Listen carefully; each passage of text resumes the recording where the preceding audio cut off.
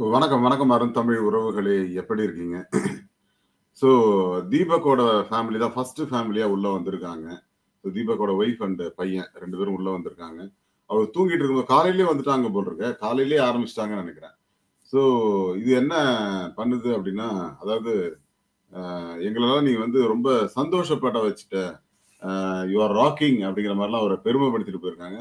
You are very proud for me அப்படிங்கிற மாரி அவங்க பையன் ஏதோ சொல்லியிருக்கான். அதுக்கு என்ன காரணம் அப்படின்னா, தீபக் நல்லா விளையாடிருக்காரு இந்த கடந்த 4 வாரமா எல்லாரும் பார்த்துருப்பீங்க 4, 5 வாரமா அப்படின்னு. அதுக்கு காரணம் தன் பையன் வந்து பார்க்கறான். என் ஒய்ஃப் வந்து எப்படி பார்ப்பாங்க அப்படி அதெல்லாம் யோசிச்சு யோசிச்சு அவர் நெறைய தன்னுடைய விளையாட்டுல மாற்றங்களை கொண்டு வந்து ரொம்ப சிறப்பா விளையாடுறாரு. பட் அவர் ஓட்டு விட மாட்டேங்குது அப்படிங்கிற ஒரு தவறு தானே தவிர, மற்றபடி எல்லாமே வந்து ஒரு சிறப்பான ஒரு வாரமாக இருந்திருக்கு அப்படிங்கிறத பார்க்க முடிஞ்சது. தீபக்க பொறுத்தவரைக்கும் சொல்றேன். ஸோ தீபக் அப்படிங்கிறவரோட பாயிண்ட் ஆஃப் வியூ இல்ல இந்த கேம் எப்படின்னா, தான் வந்து ஒரு சீனியர் அப்படிங்கிற ஒரு விஷயம் இருந்தாலுமே, எல்லோரையும் அரவணைத்து செல்ல வேண்டிய ஒரு கட்டாயமும் இருக்கு. இப்ப அருணோட ஒரு பிரச்சனை வந்தப்போ,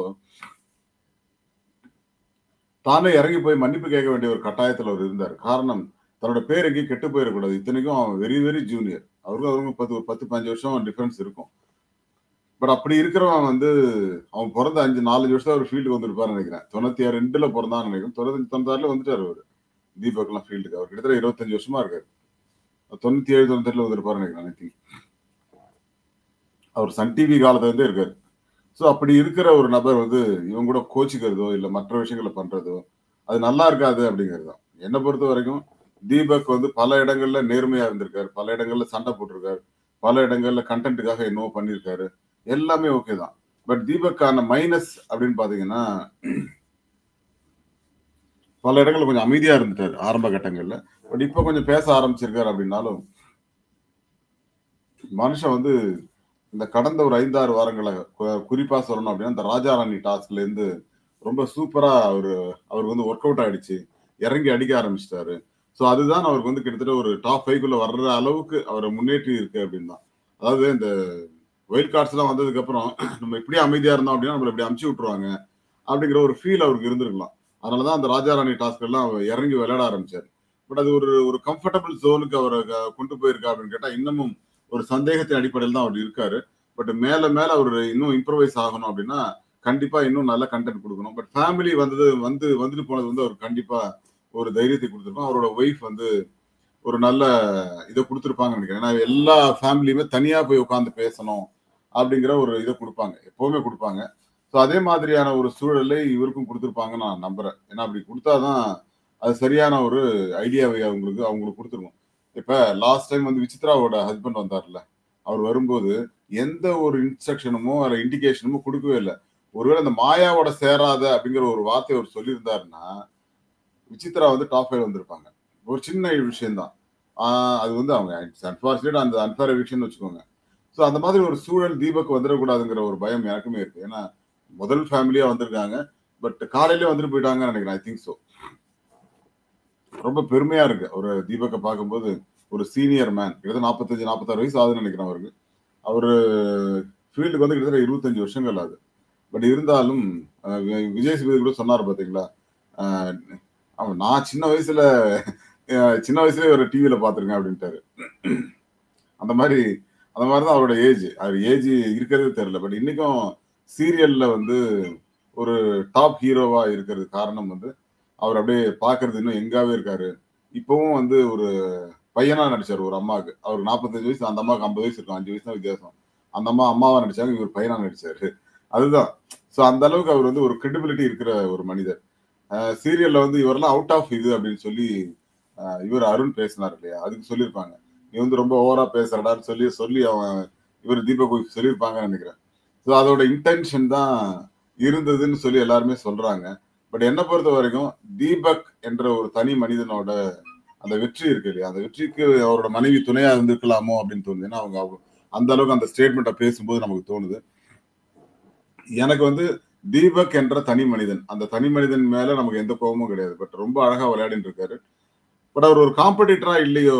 ஏன்னா இப்ப டாப் 3க்குள்ள அவர் வரல. ஏன்னா டாப் 3ல இருக்கிறவங்க தான் காம்படிட்டர். இப்ப நீங்க முத்து, சௌந்தர்யா, ஜாக்குலின் இவங்க 3 பேர் தான் டாப் 3ல இருக்காங்க. இதுக்குள்ள யாராவது வர முடியுமா? ராணவ் வந்து சும்மா அத இப்டி எட்டி பார்த்துட்டு போறான். இந்த ஷேர் மார்க்கெட் ஒரு பாயிண்ட்ல இப்டி டக்குனு இப்டி ஏறும் ஒரு மார்க்கெட். பார்த்தீங்கன்னா கட கட கடன்னு கீழே விழுந்துரும். அதுக்கப்புறம் அது அங்க மேல போகவே முடியாது. அந்த மாதிரி ராணுவ திடீர்னு ஒரு செகண்ட் பிளேஸ் போவான். இந்த வாரம் பார்த்தீங்கன்னா 4வது இடத்துல இருக்கான். பட் அது அவன வந்து ஒண்ணும் பண்ண முடியாது. அவ்வளவுதான். அவன் வந்து மேட்டர் ஓவர். 6வது 7வது இடத்துக்கு வருவான்னு நினைக்கிறேன். பட் இந்த மாதிரி தீபக்கு வந்து ஒரு கிராஜுவல் இது இருக்கே தவிர அது இன்னும் கொஞ்சம் ஸ்லைட்டா டாப் 5க்குள்ள போயிடுவாரு அப்படின்னு நான் நம்புறேன். ஒருவேளை டிக்கெட் ஃபினாலே அவர் கூட ஜெயிக்கலாம். ஏன்னா இறங்கி அடிக்கிற மனுஷன் தான். எல்லா கேமையும் கால் சரியில்லை அப்படின்னாலும் இறங்கி அடிச்சு விளையாடுறாரு அப்படிங்கறத பார்க்க முடியுது. பட் இதோட சாராம்சம் என்ன, இதோட பேட்டர்ன் என்ன அப்படின்னு பாத்தீங்கன்னா, பிக் பாஸ் அப்படிங்கிறது வந்து நம்முடைய பேரை கெடுக்கவும் செய்யும், உங்க பேரை வந்து நல்லவங்களா மாத்தவும் செய்யும். நிறைய பேருக்கு அது கிடைச்சிருக்கு. நிறைய பேர் வந்து புலம்பி புலம்பி ஏன்டா பிக் பாஸ் போகணும் அப்படின்னு புலம்புறவங்க இருக்காங்க. அதுக்கு நீங்க என்ன உள்ள பண்ணீங்கிறது தான். அதாவதுங்க, நீங்க உங்களுடைய டெம்பரமெண்ட் அது எங்க எப்படி வெளிப்படுது, அது எந்த அளவுக்கு யூஸ் பண்றீங்க, ஒரு பிரச்சனையில நீங்க எவ்வளவு இன்வால்வ் ஆறீங்க, எவ்வளவு வெளியில வரீங்க, இதுதான் வந்து அந்த பேட்டர்ன். அதாவது இது என்டர்டைன்மெண்ட், ரியாலிட்டி ஷோ, இது அந்த ஷோ இந்த ஷோன்னு எல்லாரும் உங்களை கன்ஃபியூஸ் பண்ணிட்டு இருப்பாங்க. உண்மையிலேயே உங்களுடைய வாழ்க்கையோட ஒரு பார்ட்.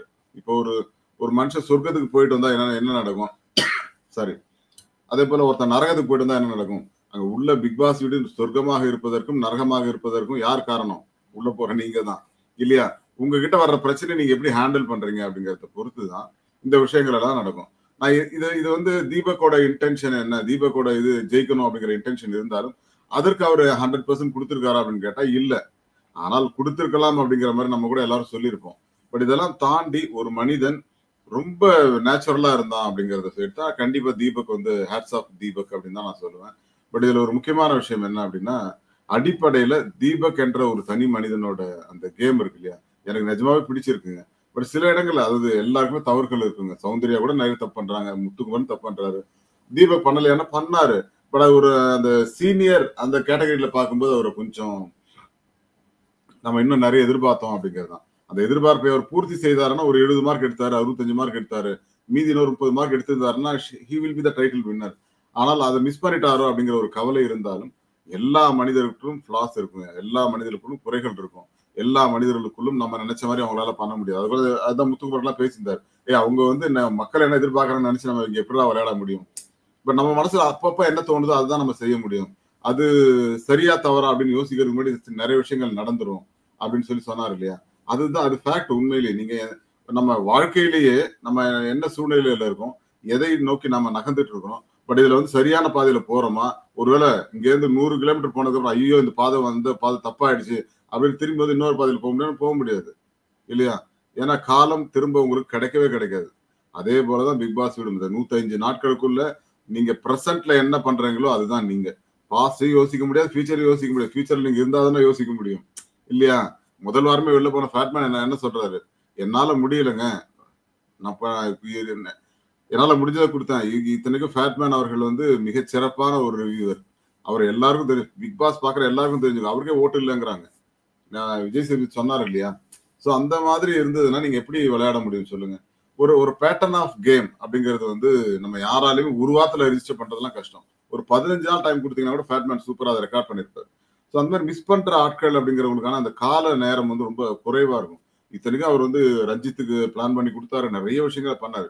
ஏன்னா அவருடைய அசைவு குறைவா இருந்தது, ஒரு இடத்துல உட்காந்துட்டு தான் அவர் பண்றாரு.